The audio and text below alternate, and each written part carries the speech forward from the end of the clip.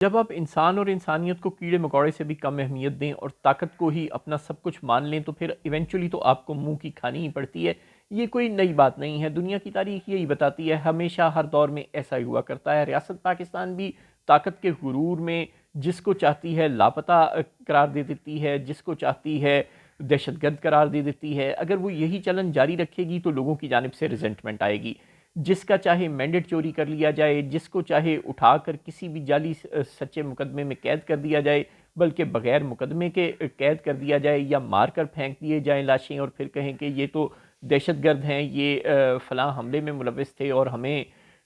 ہمارے سپاہیوں پر حملہ کر رہے تھے، اس کے نتیجے میں یہ مارے گئے ہیں۔ اس طرح کی حرکتیں اگر آپ کرتے رہیں گے اپنا غصہ نکالنے کے لیے، اپنی خفت مٹانے کے لیے، تو آپ پاکستان کے لوگوں کو ریاست پاکستان کے خلاف کرتے رہیں گے۔ یہ بے شرمانہ حرکتیں ہمیں اب بند کر دینی چاہیے۔ ہم بہت سال سے بلوچستان میں اور خیبر پختونخوا کے بہت سے علاقوں میں اور ملک کے طول و عرض کے میں دیگر علاقوں میں بھی یہ حرکتیں کر رہے ہیں اور بہت برے بیکلیش کا سامنا کر رہے ہیں۔ بنگلہ دیش کا الگ ہونا بھی ہماری انہی قسم کی حرکتوں کا نتیجہ ہے، لیکن ہم نے تاریخ سے سبق نہ سیکھنے کا قسم اٹھا رکھی ہے۔ ہمارے ہاں راولپنڈی کی کئی قیادتیں تبدیل ہو گئیں، ہمارے ہاں اسلام آباد کی کئی قیادتیں تبدیل ہو گئیں، ہمارے ہاں کوئٹہ اور پشاور کی بے شمار حکومتیں تبدیل ہو گئیں، لیکن کسی کو ہوش نہیں آ رہی۔ اس صورتحال میں اگر مولانا فضل الرحمان اس آپریشن کی مخالفت کر رہے ہیں یا اگر علی امین گنڈا پور اس آپریشن کی مخالفت کر رہے ہیں تو یہ لوگ بالکل ٹھیک کر رہے ہیں۔ انہیں پتہ ہے کہ اس طرح کے آپریشنز کے نتیجے میں آپ ملک میں مزید دہشت گرد تو پیدا کر لیں گے، لیکن پہلے دہشت گرد ختم نہیں کر سکیں گے، کیونکہ آپ کی حرکتیں ٹھیک نہیں ہیں۔ آپ concept of right and wrong کو کہیں بہت پیچھے چھوڑ آئے ہیں۔ آپ یہ چاہتے ہیں کہ جس کو آپ چاہتے ہیں کہ یہ دہشت گرد ہو بس وہ دہشت گرد ہو، اور جس کو آپ چاہتے ہیں کہ وہ ٹھیک آدمی ہو بس وہ ٹھیک آدمی ہو، چاہے اس ٹھیک آدمی نے، جسے آپ ٹھیک آدمی کہتے ہیں، کئی لوگوں کی جانیں نہیں ہو۔ چونکہ آپ نے کہہ دیا کہ یہ ٹھیک آدمی ہے تو وہ ٹھیک آدمی ہو، ایسے نہیں ہو سکتا۔ طاقت سے دنیا کا ہر مسئلہ حل نہیں ہو سکتا۔ آپ یہ سمجھتے ہیں کہ چونکہ اب جن لوگوں کے گھروں سے آپ تقریباً ہزاروں لوگ بلوچستان میں لاپتہ کر چکے ہیں، اب ان کے ورثہ تو بچے نہیں ہیں وہاں پہ، یا عورتیں ہیں یا بچے ہیں، لہٰذا وہ تو بے بس ہیں، تہی دست ہیں، ان کے ساتھ جو مرضی سلوک کیا جائے تو ایسا نہیں ہوتا۔ ہم آپ کو بار بار یاد دلاتے ہیں کہ ایک شخص تھا عمران خان، جو کہ کبھی پاکستان کا وزیر اعظم ہوا کرتا تھا، اور پھر اس عمران خان نے جب ہزارہ کمیونٹی کے کچھ لوگ شہید ہوئے تھے تو جنرل باجوہ کے کہنے پر یا اپنی مرضی سے ان لوگوں سے، وہ جو امام بارگاہ کے باہر سخت سردی میں کئی روز تک اپنے پیاروں کی لاشیں رکھ کے بیٹھے رہے تھے، ملنے سے انکار کر دیا تھا کہ ریاست کو بلیک میل نہیں کیا جا سکتا۔ بعد میں کیا ہوا؟ وہ عمران خان اقتدار سے بھی اتر گیا اور آج جیل میں قید بھی ہے اور مشکلات بھی سہ رہا ہے، لیکن جب مظلوموں کے ساتھ کھڑے ہونے کا وقت تھا تو وہ مظلوموں کے ساتھ نہیں کھڑا تھا، بلکہ وہ جی ایچ کیو کے ساتھ کھڑا تھا۔ آج وہ جی ایچ کیو کے مقابل کھڑا ہے، کیونکہ جی ایچ کیو نے عمران خان کو لاڈلا بنانے سے انکار کر دیا۔ آج نواز شریف، شہباز شریف اور سرفراز بگٹی اور یہ سب لوگ جی ایچ کیو کے ساتھ کھڑے ہیں، کیونکہ آج یہ جی ایچ کیو کے لاڈلے ہیں، لیکن یہ بھی ہمیشہ لاڈلے نہیں رہیں گے۔ یہ بھی اسی تاریخ کے چکر میں پس جائیں گے جس میں یہ لوگ پہلے بھی پس چکے ہیں اور جس میں آج کل عمران خان پس رہا ہے، لیکن اس وقت شاید بہت دیر ہو چکی ہو۔ اب جعفر ایکسپریس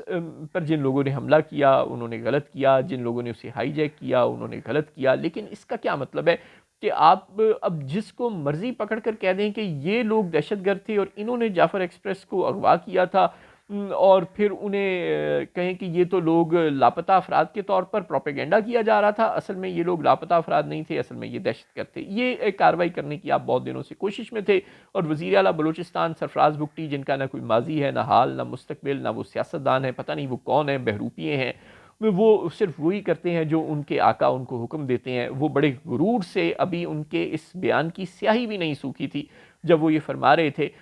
کہ ہم لاشیں جتھوں کے حوالے نہیں کریں گے اور ہم تو صرف ورثہ کے حوالے کریں گے، اور ظاہر ہے ان کا پلان صرف یہی تھا، کوشش یہی تھی کہ جی جن لوگوں کو وہ لاپتہ افراد کے طور پر اٹھا کر لے گئے تھے، بہت دیر سے وہ غائب تھے اور پھر انہیں مار دیا گیا تھا یا جو بھی ان کے ساتھ سلوک کیا گیا تھا، ان کی لاشیں پیش کر دی جائیں دہشت گردوں کے طور پر۔ ظاہر ہے جن لوگوں کے گھروں سے نہتے لوگوں کو آپ لاپتہ کر کے لے گئے تھے اور وہ سالوں سے تڑپ رہے تھے، وہ اپنے پیاروں کو دہشت گرد بنانے کی آپ کو اجازت کیسے دے سکتے تھے؟ چنانچہ لوگوں نے ایونچولی، ابھی سرفراز بگٹی صاحب کے بیان کی سیاہی بھی نہیں سوکھی تھی، کہ سول ہسپتال پر حملہ کر دیا۔ بہت دیر لوگ منتیں کرتے رہے سول ہسپتال کی انتظامیہ کی،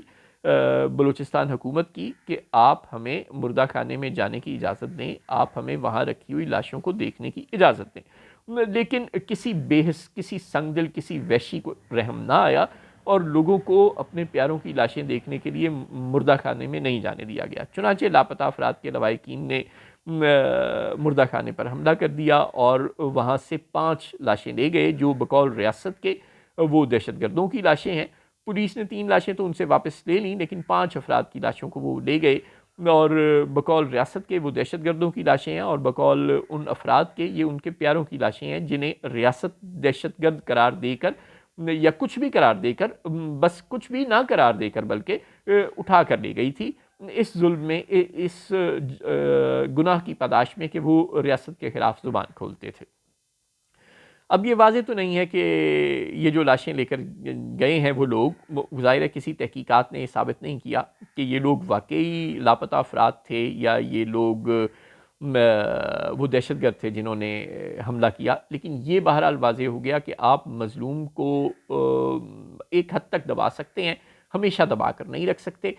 آپ کو ڈسپیوٹ مینجمنٹ سے بڑھ کر ڈسپیوٹ ریزولوشن کی طرف جانا ہوگا، لوگوں کے ساتھ مل کر بیٹھنا ہوگا، لوگوں کے مسائل حل کرنے ہوں گے، لوگوں کے زخموں پر پھاہا رکھنا ہوگا۔ دیکھیں ایک بات کو سمجھیں،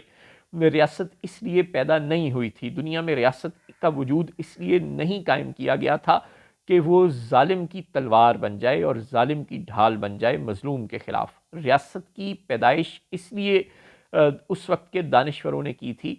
کہ وہ یہ چاہتے تھے کہ ریاست ایک ایسی طاقت بن کر ابھرے جو مظلوم کی ڈھال اور مظلوم کی تلوار بنے ظالم کے خلاف۔ اب اگر آپ اس فارمولے کو ریورس کرنے کی کوشش کریں گے تو آپ خلق خدا کے پیروں تلے روندے جائیں گے۔